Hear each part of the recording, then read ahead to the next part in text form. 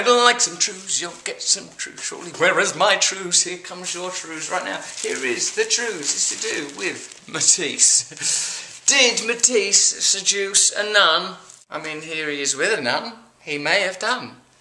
But did he though? The important thing about Matisse is, look, he's done these lovely cutouts, and that's available on exhibition, and this in a way is promoting that, but in another way, oddly, trying to drag Matisse into the gutter. We sort of like want him to be a god, an artist who sort of interprets the divine, renders it into a form, like the idea of a woman there is being understood in a sort of an oddly ancient but new way by Matisse, but we also want to know what he does with his winky woo of an evening. Do you put it in a nun? Amedu?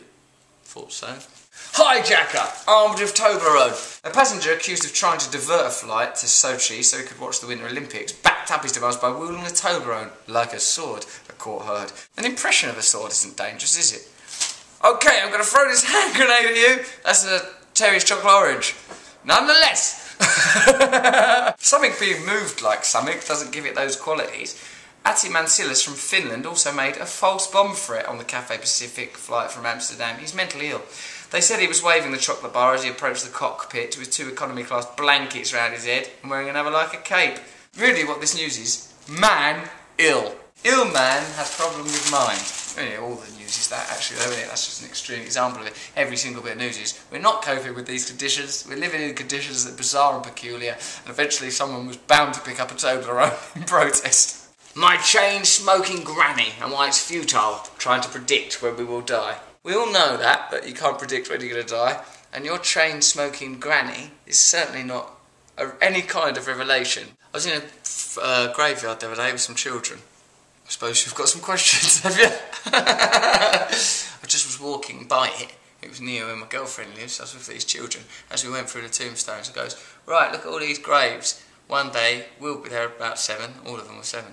We'll be dead, like these people in there. I said to them, yes, everyone dies. They were completely easy with it. And I goes, not me though, I refuse to, I'm not going to. You will die. I goes, I won't, look at me, I'm moving around too much. You'll stop moving. Then one of them went, my nan was in hospital and she stopped moving then and then she died. Oh no, not me though, I won't die. You will, you'll die, you'll die. They nearly going to kill me there and then, so they were furious. They had a complete understanding, because what I was testing was their awareness of mortality. I thought, do these children know about death? They do. More than I do, actually, because I find, like Freud said, everyone finds the idea of their own death unacceptable. I can get to grips with almost everyone else's, everyone's actually, but like mine, I think, not me.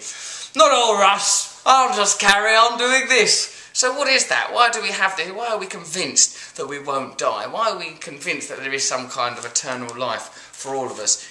Ego comes about through a split in the human psyche, says Eckhart Tolle, or Tolle, depending on whether you want to pronounce it correctly or not, in which the identity separates into 2 parts that we could call I, me, or me and myself. Every ego is therefore schizophrenic.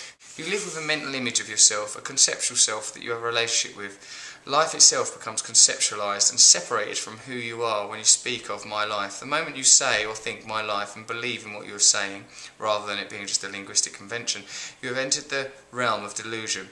If there is such a thing as my life, it follows that I and life are 2 separate things, and so I can also lose my life to my imaginary treasured possessions. Death becomes a seeming reality and a threat. Words and concepts split life into separate segments that have no reality in themselves. We could even say that the notion of my life is the original delusion of separateness, the source of ego. If I and life are 2, if I am separate from life, then I am separate from all things, all beings, all people. But how could I be separate from life? What I could there be apart from life, apart from being? It's utterly impossible. So there is no such thing as my life, and I don't have a life. I am life. I and life are one. It cannot be otherwise. So how could I lose my life? How can I lose something that I don't have in the first place? How can I lose something that I am? It is impossible. I suppose what Eckhart's saying is that we undergo this constant process of individualisation, of like identifying ourselves with external stimulation, like our belief, like that is my girlfriend, this is my house, this is my car, that is what I believe is right, this is the amount of racism that's allowed, that's the amount of poverty that there should be. naming life. It says something in the Bible about that, naming. Oh no, it's Shakespeare, naming God's creatures. Hamlet says it about Ophelia. And I suppose by sort of labelling and conceptualising things, it emphasises their distinction. The Chinese philosopher Zhuangzi, he goes that we've got to just be constantly open to all life. You know, something like now, like when I'm talking, I could just go into a state now where I sort of think like, what is it that's behind my words, behind my sense of myself? What is it? There's another awareness. And that part of me I don't think does die, because it isn't me at all. I do this yoga. Sometimes I nearly pass out, I think is what happens. It's like in basic, like if I was Brian Cox or Richard Dawkins or a scientist of some kind, I'd just go, oh, there's lack of oxygen to my brain. But there's this moment where I don't know who I am at all. I can't remember any information about like me and what I want and what I believe in and what I'm afraid of, but I'm still awake. It's really weird and brilliant. And I think that that's an important part of the identity. I think that we manufacture the identity beyond this sort of pure consciousness. And this pure consciousness, I believe, is eternal. And whilst all of us are going to individualise ourselves, make decisions and distinctions, I like this, I don't like that, I want more of that, less of that, I like going here, I don't like going there. You know, we're all going to do that. We're going to have that sort of dualistic binary process of selection and election and coordination and curation. We're going to have that. But to recognise that it's not the absolute reality, to recognise that the absolute reality has a permanent, transcendent oneness to it. I got this tattoo done when I was a married man, of course, and it's meant to be an interpretation of go with the flow, unless I've been duped by some zany tattooist. But what David, get ready for the name drop, Lynch said, was that line above the Sanskrit represents the unified field from which all consciousness and all material emanate, that all phenomena are one. And then it doesn't actually say go with the flow. We found out it says there is only the flow.